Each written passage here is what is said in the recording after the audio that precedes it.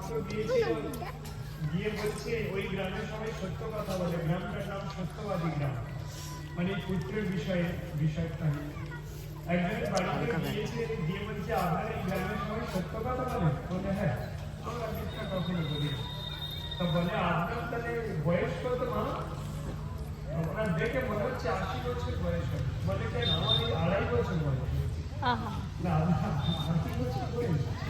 বলে এ টাকা মূর্খ কেউ মানবে না। বলে তুমি মানো না মানো, আমরা সত্য কথাই বলি তো, তাই সত্য কথাটা বলবো।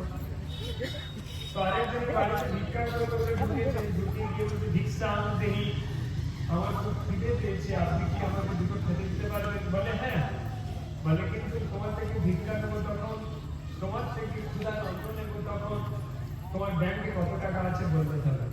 এখানে এমন কেউ আছে সত্য কথা বলতে পারবে ব্যাংকে কত টাকা আছে? কার্তিক বলতে কিছু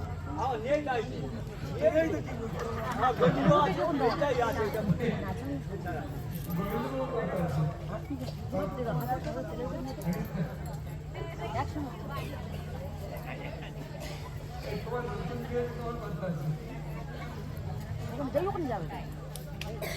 তখন সে বলছে, বলে তো আমার ব্যাংকে 10,000 টাকা আছে। বলে আপনার বাড়িটা তো ভেঙে বিক্রি করলে 10 কোটি বিক্রি হবে। আপনার বাড়িটা 10 কোটি টাকা এখন ভেঙে বিক্রি করলে দাম যা বাড়ি, আর ব্যাংকে আপনার 10,000 টাকা। আপনি আপনাদের এই গ্রাম নাকি আবার সত্যবাদী গ্রাম, সব মিথ্যা বলে, একজনও সত্য বলবে না। 80 বছরের বৃদ্ধ বলে তার বয়স 2.5 বছর, এই বলে আমার ব্যাংকে 10,000 আছে।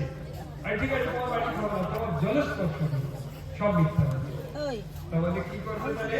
মানে দেখি আরেকজন বাড়িতে গিয়ে তারা 2 স্বামী স্ত্রী আর 5টা ছেলে, মানে 5-7 জন মিলে একসাথে খেতে বসেছে।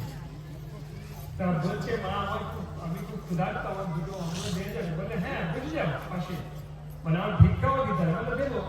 বলে কিন্তু একটা প্রশ্ন করি আগে। বলে কি? বলে আপনার কটা ছেলে? বলে একটা। বলে এগুলো সব, মানে আমার গর্বে জন্মেছে কিন্তু আমার ছেলে একটা। বলে সব মিথ্যাবাদী, এদেরকে ছেলে বলা যাচ্ছে না? উনি বলছে আমার একটাই ছেলে। আপনারা এত মিথ্যা কথা বলছেন, ব্যাপারটা কি?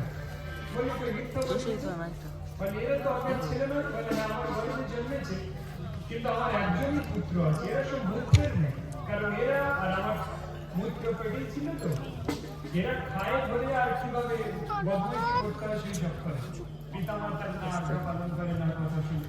আমার এক সন্তান আছে, সেই গেরুয়া ধারণ করে মঠে চলে গেছে, ওই জন্য মুক্তি পাবে ওই পুত্র।